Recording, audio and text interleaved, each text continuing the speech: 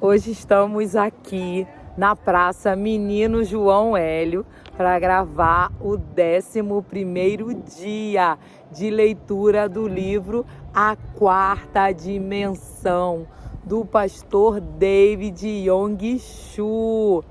Na leitura anterior, falamos sobre a importância da língua, como é importante você profetizar cura, profetizar que você está curada, que você está livre, profetizar a alegria, a paz. Aquilo que você profetiza, o Senhor pode sim realizar.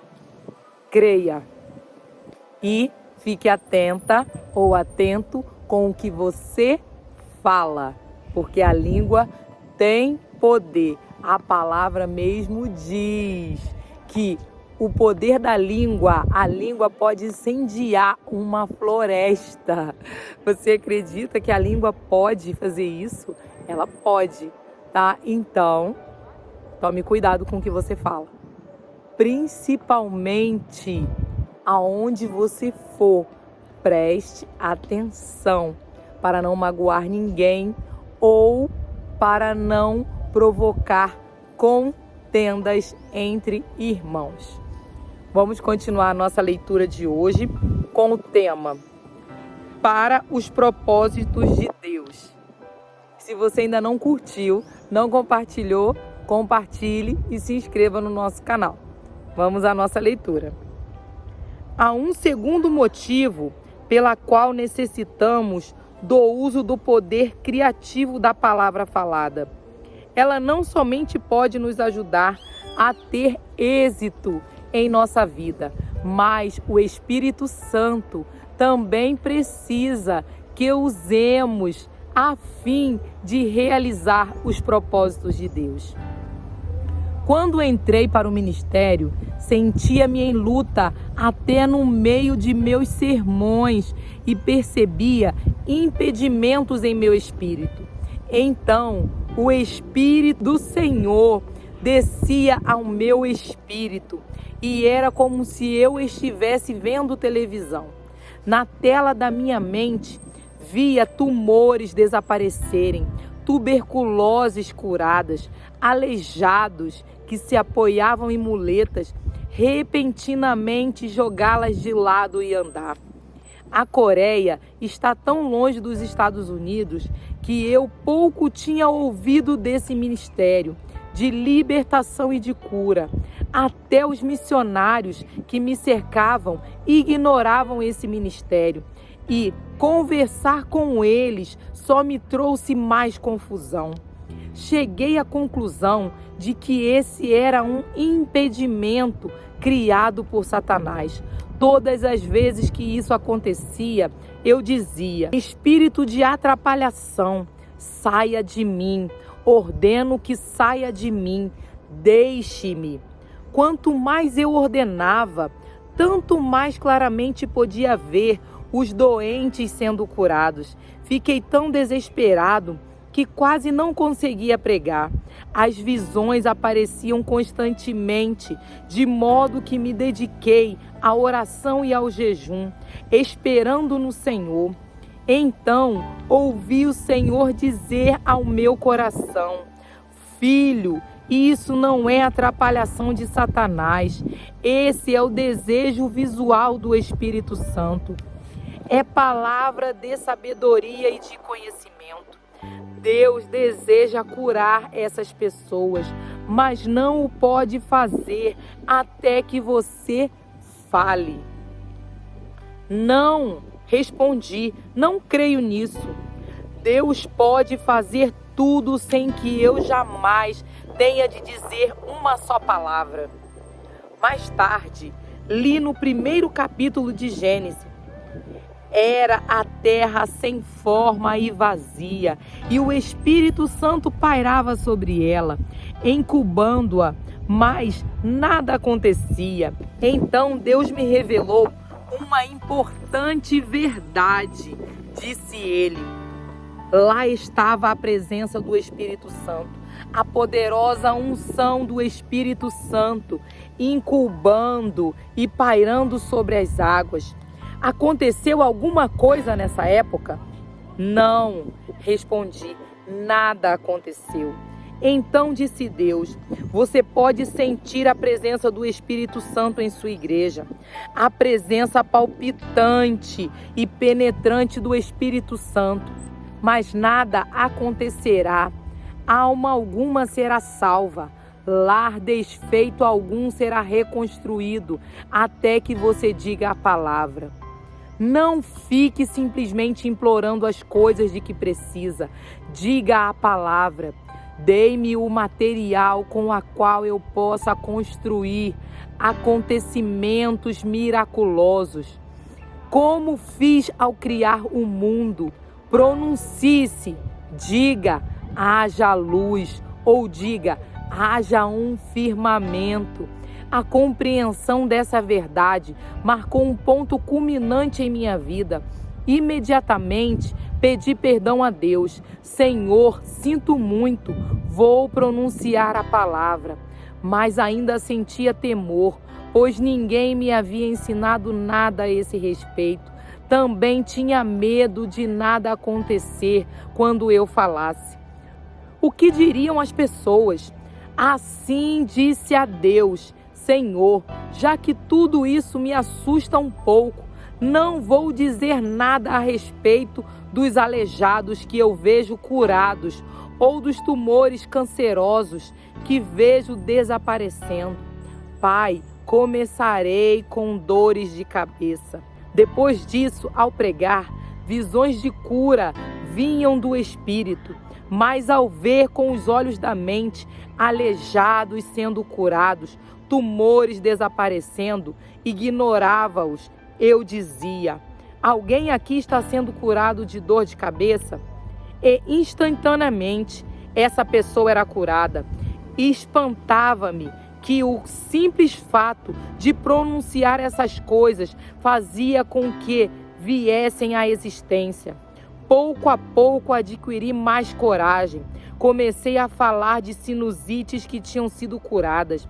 Depois da cura de surdos e finalmente falei de todas as curas que via com os olhos da mente. Agora, em minha igreja, nas manhãs de domingo, milhares de pessoas recebem a cura por meio desse canal. Por causa dos horários e da grande quantidade de cultos, tenho de agir rapidamente. De modo que, enquanto estou em pé, o Senhor me mostra as curas que estão acontecendo e eu as menciono. Simplesmente fecho os olhos e digo a palavra. Em reconhecimento da cura que foi operada, as pessoas se levantam. Elas se levantam quando é mencionada essa doença particular da qual foram curadas. Durante essa parte do culto, muitas pessoas em todo o auditório levantam-se, reivindicando a cura. Assim aprendi um segredo. Antes que se diga a palavra, o Espírito Santo não possui o material adequado com a qual criar. Se o Espírito Santo conceder fé a seu coração para remover a montanha, não ore, nem suplique que a montanha seja removida. Antes diga, seja removida para o meio do mar, e isso acontecerá. Se aprender isso e habituar-se a falar sob a unção do Espírito Santo e na fé que Deus lhe dá, então verá muitos milagres em sua vida. Dar existência a 50 mil membros regulares não é uma tarefa fácil. Temos um serviço de atendimento telefônico 24 horas por dia em nossa igreja. E os assistentes trabalham o dia todo, recebendo chamadas e dando instruções. Procuro não deixar que o número do telefone de minha casa apareça na lista telefônica. mas as pessoas sempre acabam descobrindo o meu número e o aparelho começa a tocar desde bem tarde da noite até quase ao amanhecer do dia seguinte. Outras vezes estou descansando, então o telefone toca às 22 horas. Pastor, diz uma voz, meu neto está com febre alta. Por favor, ore por ele. Às 23 horas, outra voz soa ao telefone. Meu marido ainda não voltou do trabalho. Por favor, ore por ele. E eu oro. À meia-noite, o telefone torna a tocar e uma mulher chorando me diz: meu esposo chegou aqui em casa e me espancou. Ah, isso é terrível. Já não desejo viver. Assim tenho de orar por ela. À 1h da madrugada, recebo o telefonema de um homem bêbado que me diz: minha esposa frequenta a sua igreja. O que o Senhor lhe ensina para que ela se comporte dessa maneira? Então lhe dou uma explicação detalhada. Ainda de madrugada, chega um chamado do hospital. Pastor, a pessoa está agonizando. Poderia vir orar por ela? Seu último desejo, antes de morrer, é ver o Senhor. Assim, livro-me do cobertor e saio correndo para o hospital. O telefone toca tanto que às vezes simplesmente desligo o fio da tomada. Exclamo, simplesmente me recuso a viver dessa maneira e vou para a cama. Mas o Espírito Santo fala-me ao coração: você está sendo um bom pastor? O bom pastor nunca deixa suas ovelhas sem ajuda. Então, me levanto e ligo o fio de novo. Há uma vantagem quando viajo para o exterior. Finalmente posso ter uma boa noite de descanso. Certa noite, durante um inverno muito frio, estava bem confortável na cama, quase adormecendo, quando o telefone tocou. O homem perguntou: pastor, o senhor me conhece? Claro que o conheço. Fiz seu casamento. Venho me esforçando por 2 anos com todas as minhas forças, mas nosso casamento não está funcionando, disse ele. Hoje à noite tivemos uma grande briga e decidimos separar-nos. Já dividimos nossas coisas, mas falta algo: a bênção do Senhor. Casamos com sua bênção e desejamos divorciar-nos com ela. Que situação para um pastor! Abençoá-los na união e depois abençoá-los na separação. Respondi: vocês não podem esperar até amanhã. Está frio demais e já estou na cama. Tenho de ir agora. Pastor, respondeu ele, amanhã será tarde demais. Estamos nos separando hoje. Não queremos que o Senhor faça um sermão. É tarde demais para isso. Não há mais esperança para nós. Simplesmente venha e nos dê sua bênção para que possamos nos divorciar. Arrastei-me para fora da cama e fui para a sala de estar. No coração estava com raiva de Satanás. Pensei, isso não é obra do Espírito Santo, isso é obra do diabo. Ao começar a orar, imediatamente entrei na 4ª dimensão. Uma vez que visões e sonhos são a linguagem do Espírito Santo, mediante a 4ª dimensão, posso incubar a 3ª e corrigi-la. Ajoelhei-me, fechei os olhos e, por um intermédio da cruz de Jesus Cristo, com a ajuda do Espírito Santo, comecei a ver essa família reunida de novo. Mentalizei um quadro claro e orei: ó Deus, torne esse casamento como a imagem que tenho. Enquanto orava, fui tocado pela fé e no nome de Jesus Cristo mudei essa situação para a 4ª dimensão. A 4ª dimensão, com seu poder positivo, era minha, de modo que fui para o apartamento desse casal. O casal vivia em um fantástico apartamento de luxo. Tinham de tudo, mas ao entrar senti um calafrio, o ódio que existia entre marido e mulher. A pessoa pode ter todos os bens materiais do mundo, mas se houver ódio em sua família, as coisas materiais não serão bênção alguma. Ao chegar, encontrei o homem na sala de estar. A esposa estava no quarto. No instante em que entrei, o homem começou a falar mal da esposa. A esposa, então, entrou correndo na sala e foi logo dizendo: não dê ouvidos a ele, ouça o que eu tenho a dizer. E começou a falar mal do marido. Ouvindo o marido, tudo o que ele dizia parecia certo. Mas quando ouvia a esposa, tudo o que ela dizia também parecia estar certo. E cada um deles, na sua opinião, considerava-se certo. Ambos tinham razão e eu fiquei ali, espremido entre os dois. Ambos diziam que o casamento estava terminado. Não ore por nós, continuavam a repetir. Simplesmente ore por nosso divórcio. Mas eu já tinha vencido essa decisão da terceira dimensão ao usar a fórmula da quarta em meu coração.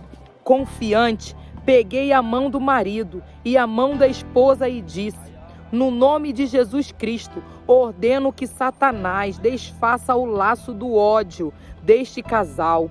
Neste instante, no poderoso nome de Jesus Cristo, ordeno que esses dois sejam reunidos, que sejam ternos e unidos. Subitamente, senti uma gota morna cair sobre a minha mão. Ao olhar para o homem, vi que ele estava chorando, as lágrimas escorrendo pela face. Pensei comigo mesmo: oh, louvado seja Deus! Funcionou. Ao olhar nos olhos da esposa, pude ver que também estavam cheios de lágrimas. Então uni as mãos deles e disse: o que o Senhor uniu, não o separe o homem, nem circunstância alguma. Levantei-me e disse: já vou. Os dois acompanharam-me até o portão e enquanto eu saía, disseram: até logo, pastor. Louvado seja Deus. Respondi: funciona. No domingo seguinte, os dois estavam no coral e cantaram lindamente. Depois do culto, apertei a mão dos dois e perguntei à esposa: o que aconteceu? Bem, não sabemos, respondeu ela, mas quando o Senhor disse aquelas palavras e deu ordens tão fortes, sentimos algo se desfazer em nosso coração. Foi como se uma parte tivesse sido destruída e fomos sacudidos. De repente, tivemos a impressão de que talvez devêssemos tentar uma vez mais. E essa impressão veio a nós dois ao mesmo tempo. Depois que o Senhor saiu, passamos toda a noite desfazendo as malas, pensando no incidente agora. Não entendemos por que brigávamos tanto, por que íamos nos separar. Agora amamos um ao outro ainda mais do que antes.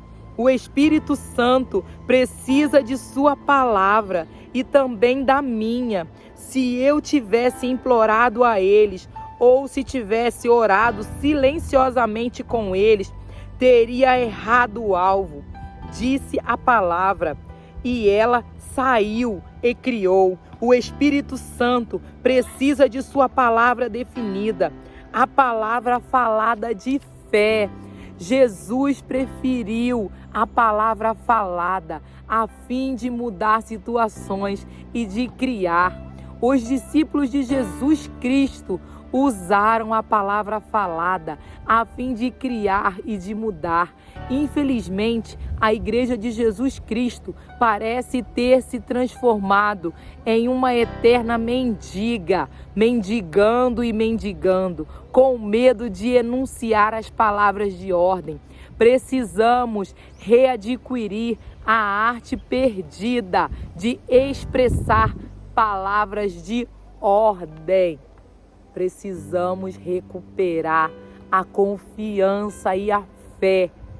Precisamos dizer: aquilo que precisa ser dito, não somente na mente, mas que podemos falar.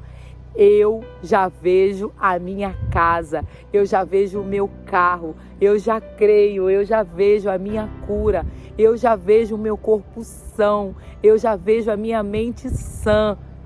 Tudo aquilo que tinha atrapalhado os meus planos foi jogado por terra.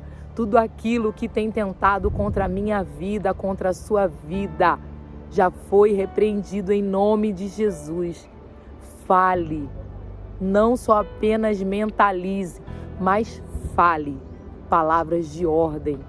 Creia, porque o Senhor pode restaurar o seu lar, o Senhor pode restaurar a sua família, mesmo que aos seus olhos não pareça.